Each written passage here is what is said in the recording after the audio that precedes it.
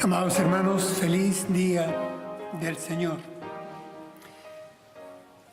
La historia de la salvación está registrada en las Sagradas Escrituras de una manera inclusive cronológica, estrictamente genealógica, a partir de un hombre llamado Abraham, a partir de un clan del cual él era patriarca y a partir de una tierra en la cual habitaba de manera sedentaria, organizada, en la Baja Mesopotamia.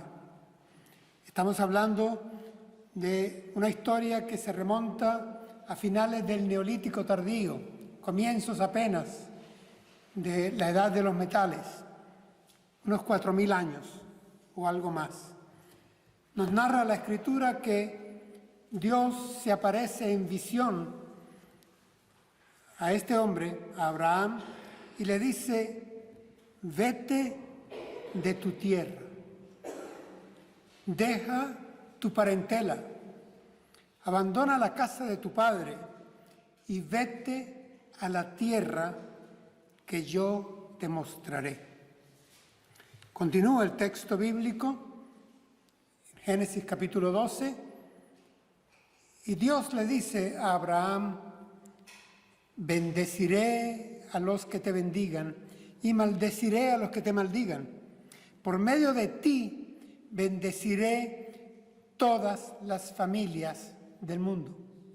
Repito el final: por medio de ti, Abraham, bendeciré, alcanzaré a todas las familias de la tierra. Génesis 12, 3. Hermanos, es una promesa de alcance lejano y una promesa de alcance global. Por medio de ti alcanzaré en futuro a todas las familias de la tierra. Para ello, Abraham tendría que abandonar la tierra en la cual estaba, cruzar el río Éufrates, muy caudaloso entonces, cruzar el río Éufrates, cruzar, atravesar, en hebreo es Eber, y por eso a Abraham le llamaban el hebreo, y de ahí viene que se identifique al pueblo que habrá de salir de sus lomos como el pueblo hebreo, porque habría de cruzar el río, entrar en la zona desértica y llegar luego hasta la tierra prometida. Eber, cruzar, ir más allá, dicen algunos diccionarios, migrar, trascender, de paso, andar. Hermanos, esta promesa habrá luego de repetirse, reafirmarse a Isaac, el hijo prometido a Abraham. Y luego también volverá a reafirmarse con Jacob, hijo de Isaac. Pasados los siglos, pasados 2 milenios, encontramos que el autor de la carta a los hebreos escribe lo siguiente. Insisto, autor de la carta a los hebreos, hermanos cristianos de sangre judía, hebreos. Capítulo 11, leo. Por la fe, Abraham, siendo llamado, obedeció para salir al lugar que había de recibir como herencia, y salió sin saber a dónde iba.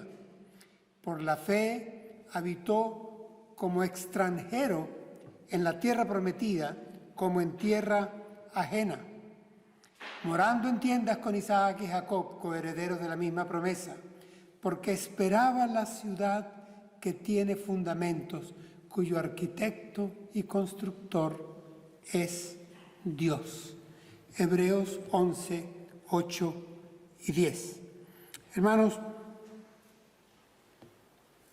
La palabra herencia aparece ya aquí una vez más, pero se nos llama la atención a que Abraham habría de alcanzar la tierra prometida y vivir en ella como extranjero,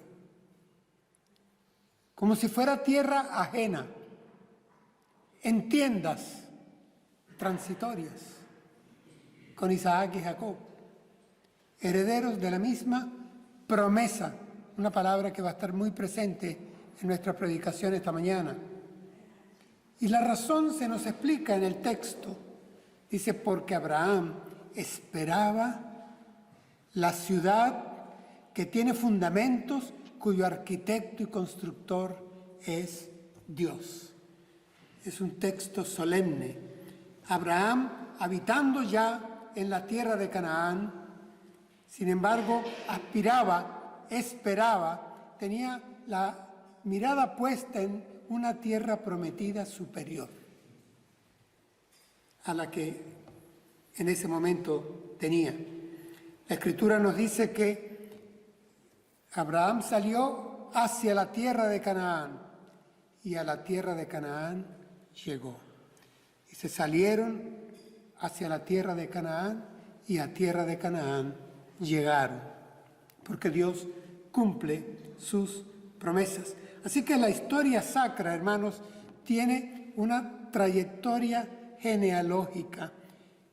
Comienza en Abraham, continúa con Isaac, pasa a Jacob y luego veremos que 2000 años después la retoman en el Nuevo Testamento y es mencionada por varios autores de los textos del Nuevo Testamento 2000 años después. Hay una unidad monolítica, armónica total en la historia sacra, en la historia que encontramos en las Sagradas Escrituras. Miren, el Nuevo Testamento no en balde comienza con el Evangelio según San Mateo y en sus primeras líneas se nos dice, esta es la genealogía de Jesús el Cristo. Comienza con Abraham y vienen todas unas cadenas con eslabones que llegan hasta José, el carpintero de Nazaret, casado con María, y de esa familia sale Jesús, el hijo del carpintero, el Hijo de Dios, a través del cual se habrá de realizar la promesa de alcanzar a todas las familias de la tierra. Así que hay un hilo conductor de aquella promesa al comienzo de la historia sagrada que converge, se concentra en la persona de Jesús de Nazaret. Miren, Pablo escribe a las iglesias que estaban en la región de Galacia, hermanos nuestros en la fe, y les escribe lo siguiente: ya no hay judío ni griego, no hay esclavo ni libre, no hay varón ni mujer, porque todos ustedes son uno en Cristo Jesús. Y ya que son de Cristo, ciertamente son ustedes descendientes de Abraham, herederos conforme a la promesa. Pablo les está diciendo a nuestros hermanos de la iglesia primitiva que ya no hay diferencia de sangre, de consanguinidad, entre judío o gentil, judío o griego. Si todos somos uno ahora en Cristo Jesús, somos de Cristo y somos, por lo tanto, dice, descendientes de Abraham, herederos conforme a la promesa. Debemos de vernos de esta forma, hermanos. Somos descendientes de Abraham y herederos según aquella promesa, la promesa de una tierra que habría de venir. Este aspecto de la tierra se le había advertido a Abraham mismo. Le dice, a ti te daré esta tierra a perpetuidad, le dice Dios a Abraham, a perpetuidad, es decir, por la eternidad. Esto va a trascender el tiempo y trascenderá también las dimensiones geográficas y trascenderá también lo estrictamente genético, la genealogía misma, para poder alcanzar a todas las familias de la tierra. Ahora volvamos un instante a la historia que comenzamos con Abraham, Isaac y Jacob, con el pueblo de Dios que se estaba formando en aquel tiempo, en aquella zona del Medio Oriente. Volviendo a esa historia, nos encontraremos que ya ellos en tierra de Canaán hubo sequía, hubo hambruna en todo el cercano Oriente y cantidades de poblaciones migraron hacia Egipto. Egipto era, por así decirlo, la gran despensa de cereales del Mediterráneo. Claro, el imperio del Bajo Nilo, del delta del Nilo, tenía abundante agua y ahí había abundante comida. Así que el pueblo de Dios tuvo que abandonar en la persona de Jacob, Israel, y en las personas de sus hijos y de sus hijas. Tuvieron que abandonar la tierra prometida, abandonar Canaán e ir a Egipto. Bueno, esto hizo que se tuvieran que quedar, por razones que conocemos, históricas, en esclavitud bajo el imperio egipcio 430 años. Vaya tiempo. Y es entonces, ya al final que de la vida de José, el hijo de Jacob, que este hombre, heredero también de la promesa, le dice a sus hijos y a sus nietos lo siguiente: Dios vendrá a ayudarlos y los sacará de este país para llevarlos a la tierra que prometió a Abraham, Isaac y Jacob. Son palabras de José en su lecho de muerte. Son palabras proféticas. Es a partir de él que van a venir esos 400 años de esclavitud. Y le está ya anunciando al pueblo de Dios que Dios vendrá a ayudar a su pueblo, a sacarlo de Egipto para llevarlos a la tierra que él prometió a Abraham, Isaac y Jacob. Miren, uno de los grandes teólogos del siglo pasado, Gerhard von Rath, especialista en el Antiguo Testamento, en Génesis inclusive de lo más, escribe lo siguiente: no hay en todo el Hexateuco, tomando Génesis, Éxodo, Levítico, Números y Deuteronomio y Josué, dice, no hay en todo el Hexateuco un asunto que sea tan importante para todas las fuentes y cada una de sus partes como la tierra prometida y luego concedida por Yahvé. Eso está presente en Génesis, está presente en Éxodo, está presente en Levítico, está presente en Números, está presente en Deuteronomio, está presente en Josué. En todo el Hexateuco, si hay algo que se exalta todo el tiempo como un elemento importantísimo en la historia de la salvación que está ahí comenzando, es el elemento de la tierra prometida. Es entonces, hermanos, que a partir de Egipto vamos a ver que se reedita el periplo de Abraham, aquel que salió de Caldea, que cruzó el Éufrates, que se adentró en el desierto para llegar a la tierra prometida. Ese periplo ahora se va a repetir, a reescribir, a reeditar, pero bajo el liderazgo de Moisés. Moisés habrá de dejar Egipto, avanzar por el desierto, cruzar el Jordán y entrar a la tierra prometida. El pueblo de Dios ahora será dirigido por Moisés, pero repetirá el periplo abrahámico, Y él lo hará en este orden: dejar Egipto, avanzar por el desierto, cruzar el Jordán y entrar a la tierra prometida. Y repito el orden, hermanos: dejar Egipto, avanzar por el desierto, cruzar el Jordán y entrar a la tierra prometida. En ese orden.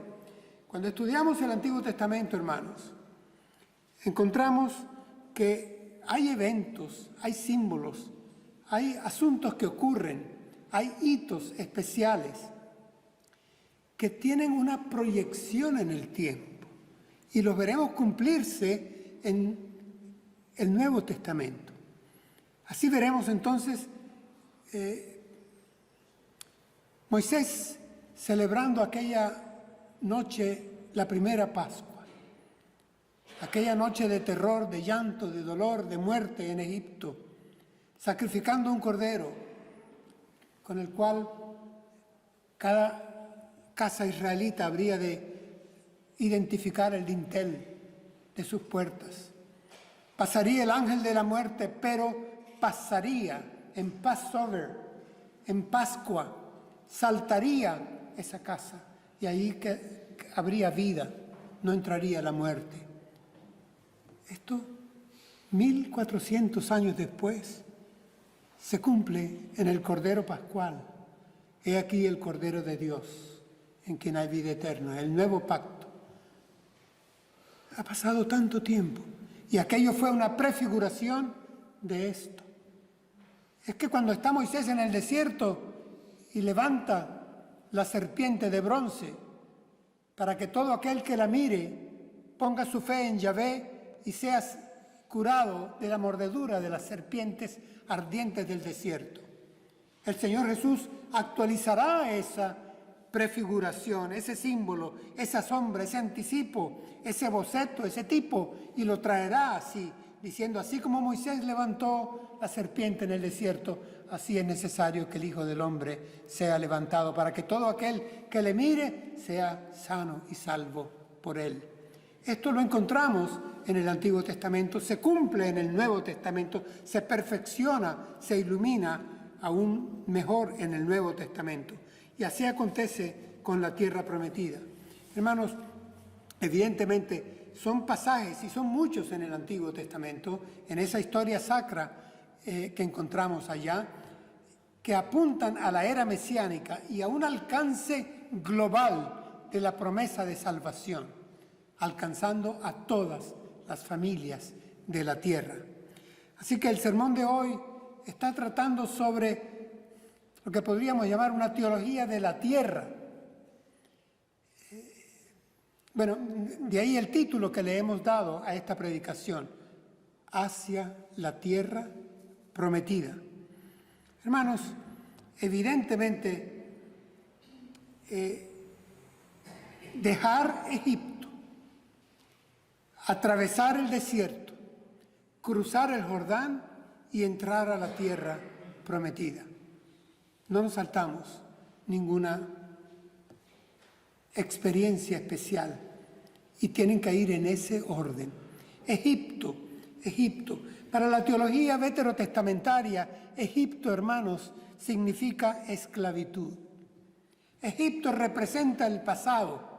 Egipto es aquel ambiente en donde podría haber abundancia de ciertas cosas, pero era un ambiente en que se respiraba la idolatría, un ambiente de esclavitud. Egipto, para el pueblo de Dios y para los hijos de Dios, es lo que tenemos que dejar, lo que queda atrás, nuestro pasado, de dónde venimos, de donde Dios nos ha sacado. ¿Y el desierto? El desierto, hermanos, es un paradigma de nuestro presente. El desierto es nuestro tránsito por el cual avanzamos. He dicho un paradigma, sí, un paradigma de nuestra pasantía, de nuestra vida cotidiana, en la cual nosotros experimentamos que aunque haya hostilidad alrededor, que haya dificultades, porque no somos de este mundo, pero estamos en este mundo.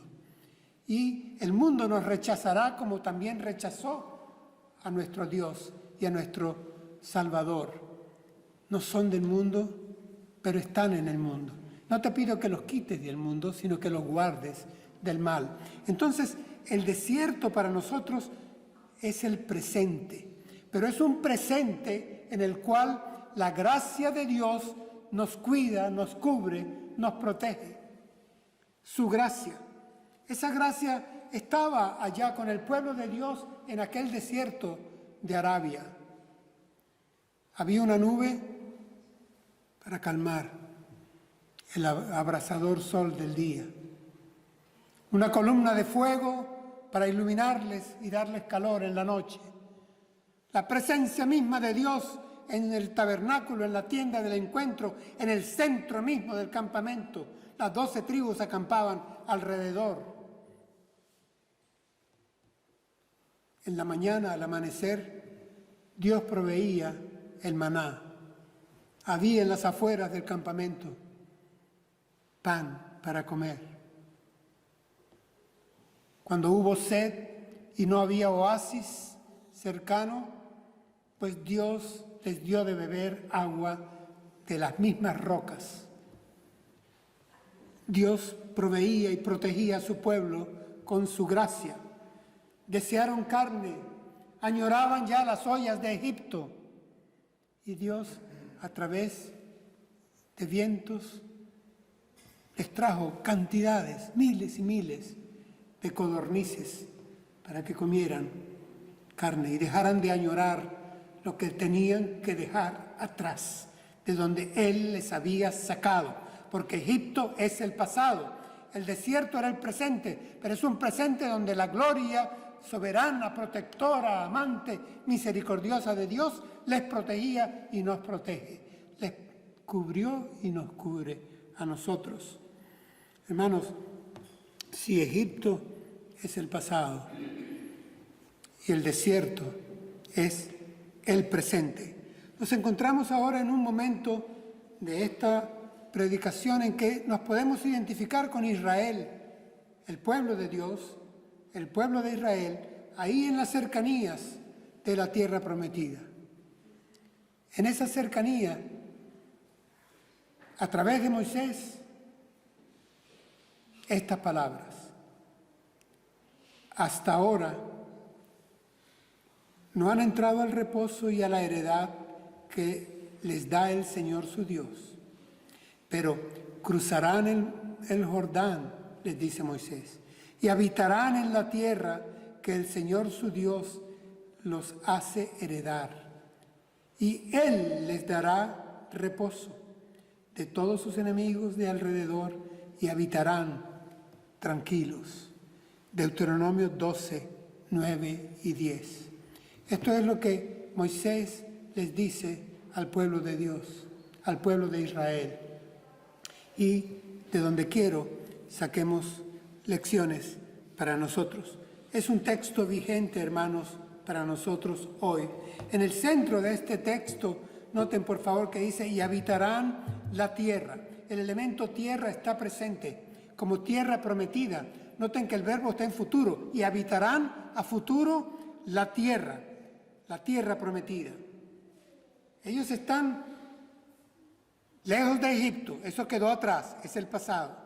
Están en un presente en el desierto, y ahora el Señor les habla a través de Moisés de la tierra prometida. Veamos qué características tiene esta tierra prometida que está en nuestro futuro. Era el futuro para el Israel allá, el futuro para nosotros hoy, la tierra prometida.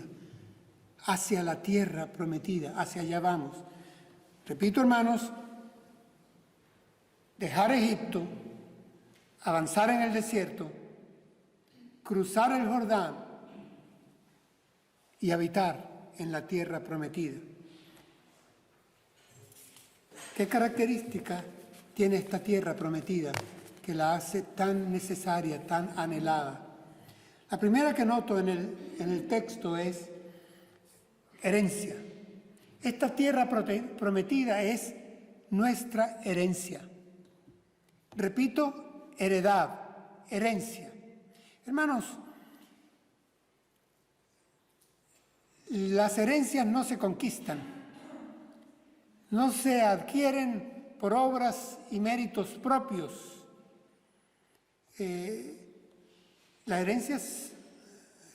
Una herencia se acepta, se recibe. Y lo que ha acontecido aquí es que esta herencia que se le da al pueblo de Dios es por el querer incondicional de Dios. Es una donación, hermanos. La tierra prometida es una dádiva. La dádiva de Dios es vida eterna en Cristo Jesús. Es por gracia, porque por gracia sois salvos. Esto no es de vosotros. Vamos, yo los escogí a ustedes siendo un pueblo pequeño, dice allá en el Antiguo Testamento. No por méritos que tuvieran como pueblo. Eran de los más pequeñitos de la tierra. Y así los escogí. Escoge a un anciano y a una mujer que ya no era fértil. Y a partir de eso, Dios con su gracia, con su elección soberana, levanta y crea un pueblo para llevarlo a su tierra prometida. Hermanos, herencia. Él nos sacó de Egipto. Nosotros avanzamos por el desierto, pero a Él sea la gloria, porque en el centro de nuestro campamento está el tabernáculo, la tienda del encuentro, el Dios con nosotros. Esta herencia, insisto, no ha sido trabajada por Abraham. La herencia no fue trabajada por Moisés, fue dada por Dios. Vino de Dios. La tierra prometida viene de Dios, no porque nosotros la ganemos. Alguien podría decirme, sí, pero la conquista de la tierra prometida bajo Josué, un momento. Las murallas de Jericó, de la gran ciudad fronteriza, cayeron porque Dios las derribó. Es en Hebreos que leemos nosotros que por la fe cayeron las murallas de Jericó. ¿Qué hicieron los israelitas para derribarlas? Obedecer lo que Dios les dijo. Canten gloria a mi nombre alrededor de esa ciudad. Caerán las murallas. Pero quien las derriba es Dios. Pero Josué peleó durante los 40 años para poder establecer las 12 tribus. Sí, un momento, pero cuando Dios le encarga a Josué esta tarea, le dice, esfuérzate, sé valiente, pero no temas, no desmayes. ¿Por qué? Porque yo estaré contigo. He ahí una vez más, es Dios quien conquista la tierra para su pueblo. Esto tiene que estar presente, hermanos, porque la tierra prometida nuestra es el cielo de Dios, la herencia eterna, la vida eterna, porque Dios la ha trabajado en el sacrificio de su Hijo. Porque Dios la está trabajando con el Espíritu Santo que nos ha hecho nacer de nuevo, nos ha sellado y nos guía y nos llevará a través de la muerte hasta la tierra prometida. Es obra de Dios. Gracias a Dios. Herencia, herencia. Y aquí luego hay otro elemento en el texto. Dice que la tierra prometida implica reposo. El vocablo aparece 2 veces. Uno es un sustantivo, es estado de gracia. El reposo dice aquí que les da el Señor su Dios. Y luego dice más adelante, y Él les dará reposo. En el hebreo es mejor, porque dice, Él les hará reposar, y entra en verbo. Si es que, hermanos, cuando entran a la tierra prometida, allá en hebreo dice, Él los introducirá. Es Dios quien los introduce en la tierra prometida. Reposo, reposo, como un estado de gracia. Cuando uno busca ese vocablo en sustantivo o en verbo, es tranquilidad estable, provisión de seguridad. Eso es reposo. Es el sabático. El sabático es de Dios. Hermanos, es que leemos en los Salmos, mi reposo, lo llama Dios.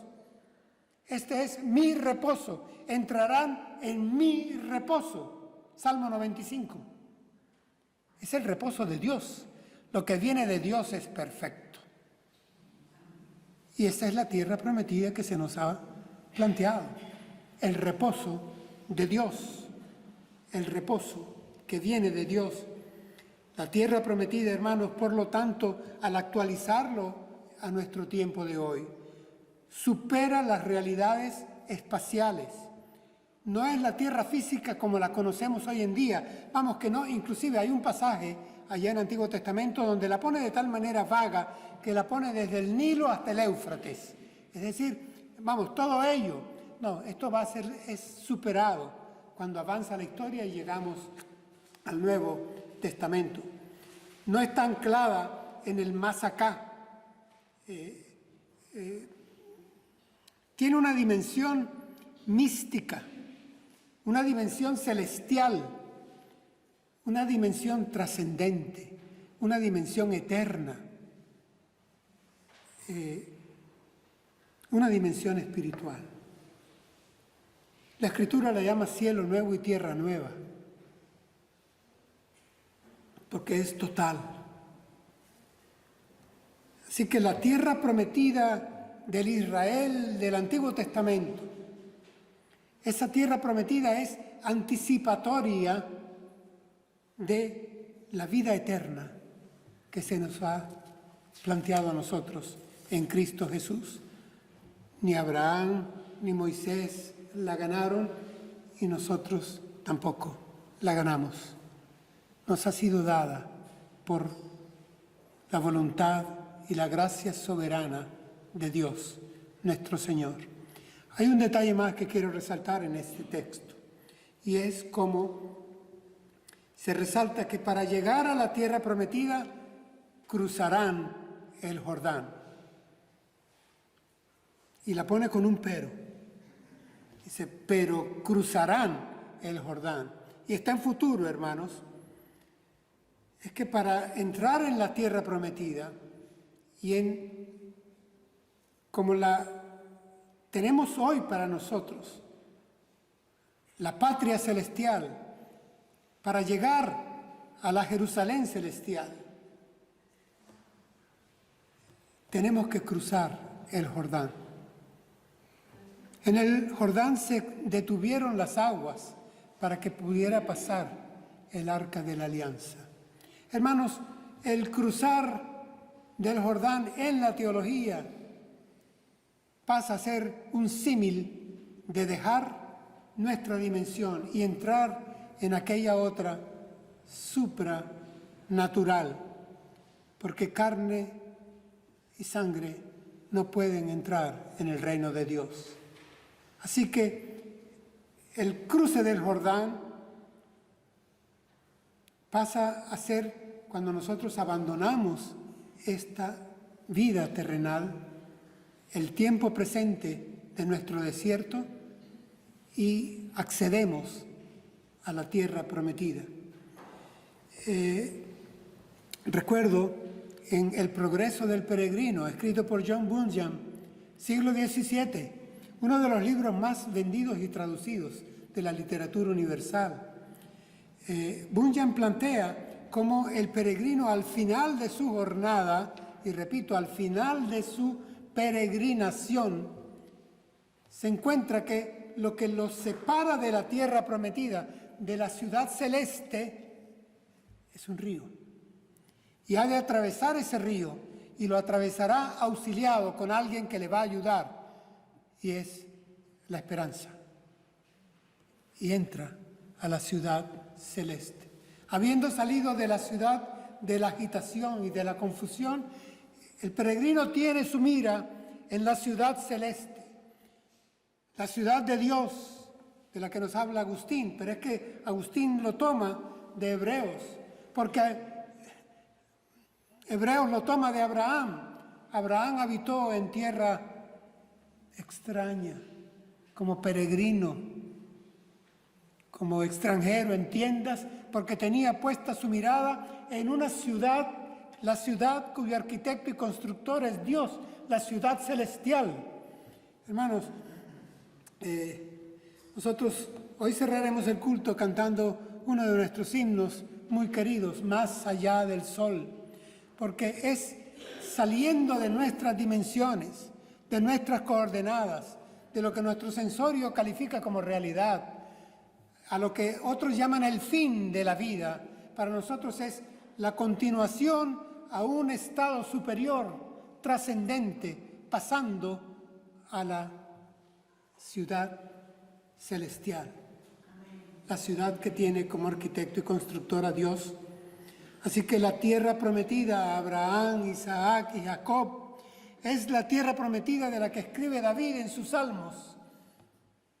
Es la tierra prometida que Jesús llama la casa de mi Padre.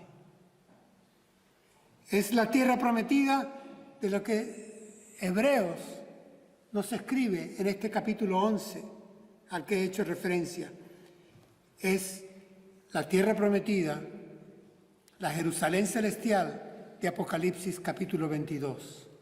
Nosotros, hermanos, estamos camino hacia la ciudad de Dios.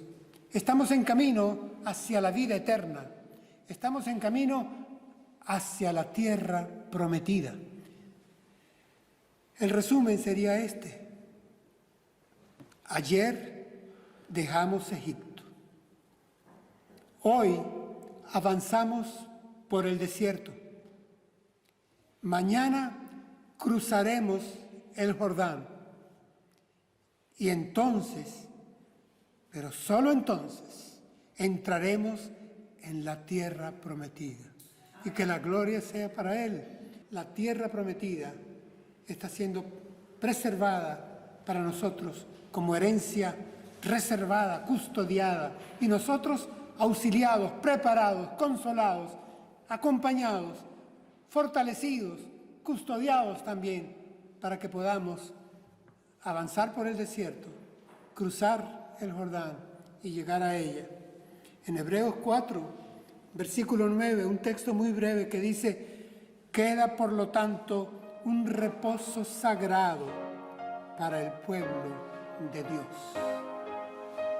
Queda por lo tanto un reposo sagrado. Algunas versiones ponen un reposo especial, un reposo sabático para el pueblo de Dios. Juntos vamos hacia la tierra prometida. Gracias, Señor. Demos gracias en oración.